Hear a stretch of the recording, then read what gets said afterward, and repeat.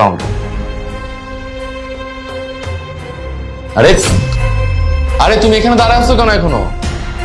ওই যে লন্ডন থেকে লোক আসছিল তো এই কারণে জামা কাপড়গুলো একটু গুনে নিলাম।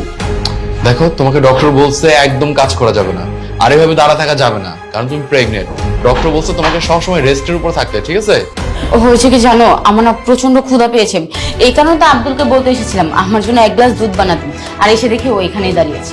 আব্দুল, তুই মনে হয় তোর ম্যাডাম একদম খেয়াল রাখোস না? তোর কত করে বলছি যে তোর ম্যাডামকে একদম কাজ করতে দিবি না। তোর ম্যাডাম প্রেগনেন্ট, এখন ওর প্রয়োজন বেশি বেশি রেস্ট করা, আর তুই কিনা কি করিস সারাদিন বলতো? যে স্যার এখন হইতে ম্যাডামের সবসময় খেয়াল রাখুন। আচ্ছা শোনো, তুমি কিন্তু একদম কাজ করবে না, ঠিক আছে? সবসময় রেস্টে থাকবে, আর যা কাজ আছে আব্দুল্লাহকে বলবে, আব্দুল করে দিবে। তুমি কোনো কাজ করবে না, তুমি শুধু রেস্ট নিবে আর খাওয়া দাওয়া করবে, ঠিক আছে? ম্যাডাম, আপনার রিপোর্ট চলে আসছে। আরে ডক্টর সাহেব আপনি? আরে ডক্টর সাহেব, আপনি রিপোর্টটা নিয়ে যান, আমি পরে দেখে নিব। না, পরে কেন, এখনই বলে দিচ্ছি। স্যার, আপনার ওয়াইফ আর কখনো মা হতে পারবে না। আপনারই প্রবলেম, আপনার ওয়াইফের কোনো প্রবলেম নেই। আরে আমার ওয়াইফ তো প্রেগনেন্ট, আপনি কি উল্টাপাল্টা কথা বলতেছেন? আরে কি বলছেন স্যার, প্রেগনেন্ট হলে এত বড় পেট হয় নাকি? আরে জান, তুমি বাদ দাও না, ডক্টরের মুখে যা আসছে ডক্টর তাই বলছে। হ্যাঁ, রিপোর্টের কি, রিপোর্ট তো ভুল আসতেই পারে, তুমি বাদ দাও। এই না না, তুমি চুপ থাকো, আমি রিপোর্টটা দেখবো। স্যার রিপোর্টটা দিন আমাকে, আমি রিপোর্টটা দেখে নিই, তারপর আমি বুঝবো যে আসলে প্রবলেমটা কোথায়।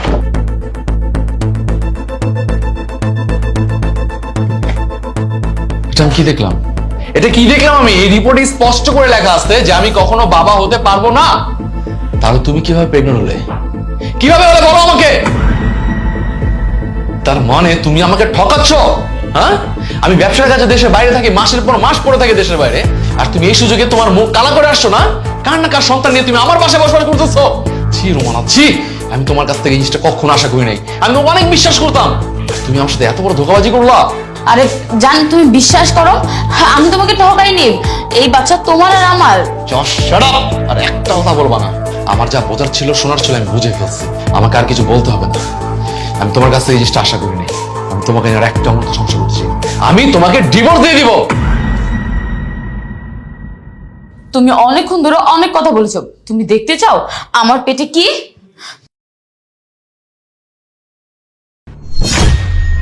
বেলুন? পেটের মধ্যে বেলুন কেন লাগিয়ে রাখছো?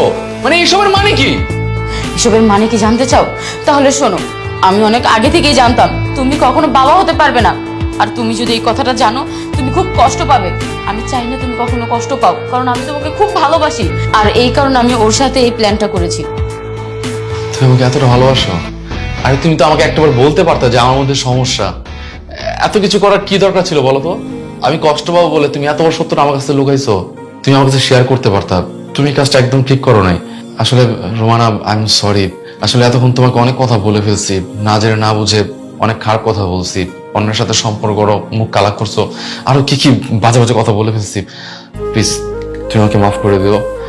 আরে না না, তোমার উপর আমার কোনো রাগ নেই, তুমি যা বলেছো সব তো না জেনে বলেছো, আমি তোমার উপর কোনো রাগ করিনি। আর শোনো, যখন এই সত্যিটা সামনে চলে এসেছে, তাহলে তুমি ডক্টরের কোনো পরামর্শ নাও, ওনার সাথে আলাপ করো, দেখো এর কোনো সলিউশন আছে কিনা। হ্যাঁ, তুমি একদম ঠিক বলছো। আমি এই বিষয়ে ডক্টরের সাথে কথা বলতে চাই। ডক্টর সাহেব চলুন, আপনার সাথে এই বিষয়ে কথা বলতে হবে। আর তুমি যাও, তুমি ভিতরে যে রেস্ট করো, আমি স্যারের সাথে কথা বলে আসছি। স্যার, আমি আপনার কাছে এসেছিলাম এটার জন্যই যে এটার চিকিৎসা আছে, এটার জন্য এত টেনশন করার কিছু নেই। আমাদের হসপিটালে বড় একজন ডক্টর এসেছে, আপনার ব্যাপারটা আপনি উনাকে খুলে বললে এসব কিছুর সমাধান একটা দিয়ে দিবে। চলুন আমার সাথে। Thank you sir. আচ্ছা ঠিক আছে, আমি আসছি তাহলে। স্যার চলুন।